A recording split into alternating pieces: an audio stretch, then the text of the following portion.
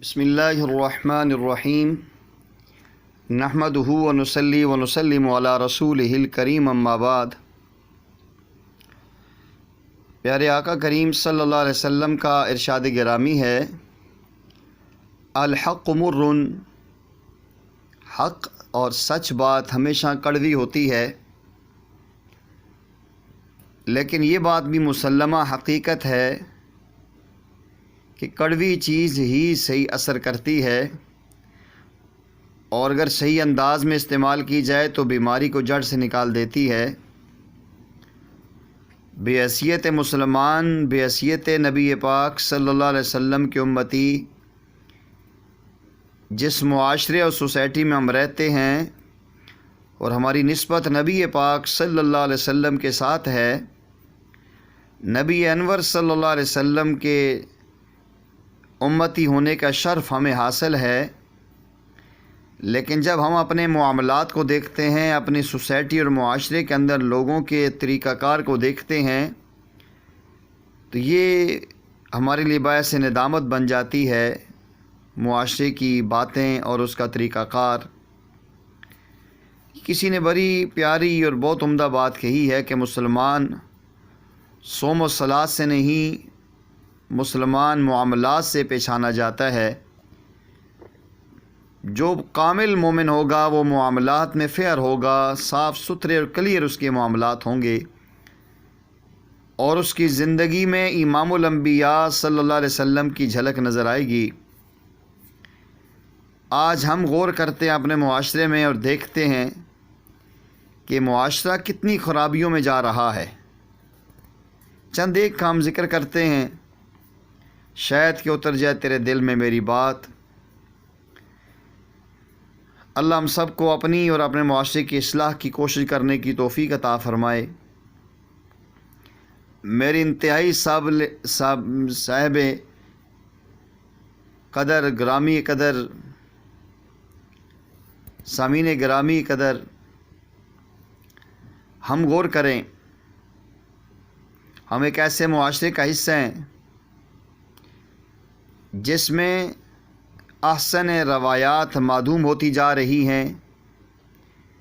اعمال و کردار کی کوتاہیوں اور تنزلیوں کا نہ ختم ہونے والا سلسلہ جا رہا ہے، اور وہ بارش کے پانی کی طرح یہ سلسلہ برس رہا ہے۔ ہم اس تنزلی اور کوتاہیوں کے برستے بادل کے پانی کے بہاؤ میں بے فکری کے عالم میں بہتے ہوئے جا رہے ہیں۔ حوادثات پے در پے حملہ کر رہے ہیں، لیکن ہمارے اندر سنبھلنے کا احساس نہیں، خرابیوں کے گندے تالاب سے نکلنے کی کوشش نہیں،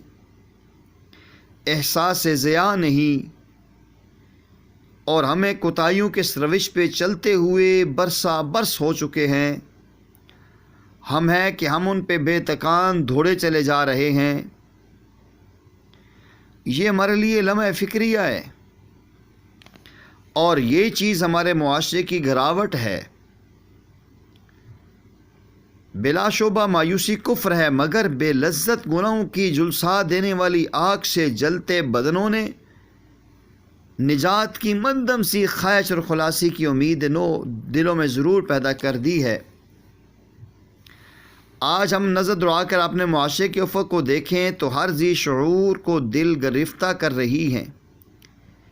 اس معاشرے کی یہ باتیں۔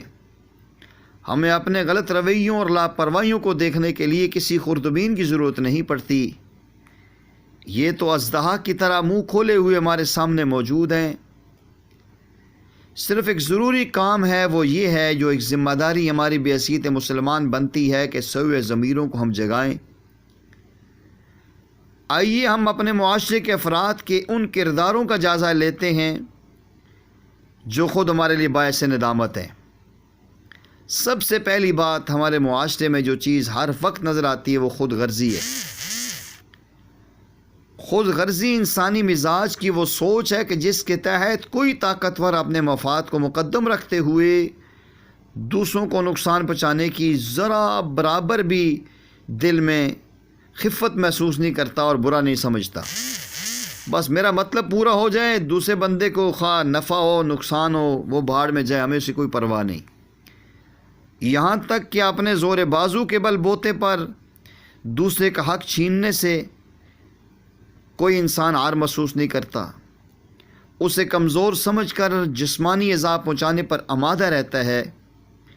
یہ غیر انسانی سلوک معاشرے میں بے رحمی، خوف اور بیچارگی کے جذبات پیدا کرتا ہے۔ یہ پہلی کمزوری ہے ہمارے معاشرے میں، خود غرضی والی۔ اور دوسرا معاملہ بچوں اور نوجوانوں کی تعلیم کے فقدان اور تعلیم کے فوائد سے عدم آہنگی ہے۔ اس وجہ سے بے شمار مسائل پیدا ہوتے ہیں، مثلاً تعلیم کی کمی کی وجہ سے لوگوں کو بے روزگار کیا جا رہا ہے، بے روزگاری کی مصیبت جھیلنا پڑتی ہے، اور اس کا نتیجہ یہ نکلتا ہے کہ افراد جرائم کی طرف مائل ہونے لگتے ہیں، جس سے معاشرے میں بے چینی اور عدم تحفظ کا احساس پیدا ہوتا ہے۔ ضرورت اس امر کی ہے کہ کم تعلیم یافتہ اور ناخواندہ افراد کے لیے تکنیکی تعلیم کا بندوبست کیا جائے۔ ان کے لیے ہمارے ہاں ملک میں بڑے ادارے کام کر رہے ہیں، لیکن ان سے استفادہ کرنے والوں کی تعداد بہت کم ہے، اور اسی انداز میں یہ جو تکنیکی تعلیم کی ترغیب دینے کے لیے معقول انتظام بھی نہیں، اس کی بھی کمی ہے۔ معاشرے کی خرابیوں میں سے ایک لائق اصلاح بات یہ بھی ہے کہ ہمارے ہاں بددیانتی، بے ایمانی، وعدہ خلافی،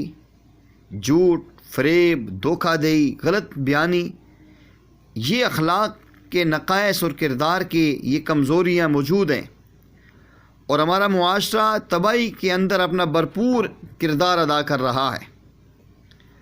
ہمارے کاروباری طبقے میں بھی بڑی تعداد میں ایسے لوگ موجود ہیں جو بددیانتی کو برا نہیں سمجھتے،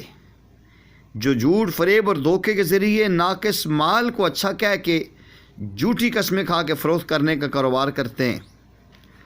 اور کاروباری اخلاقیات کی پابندی کو گویا معیوب سمجھتے ہیں۔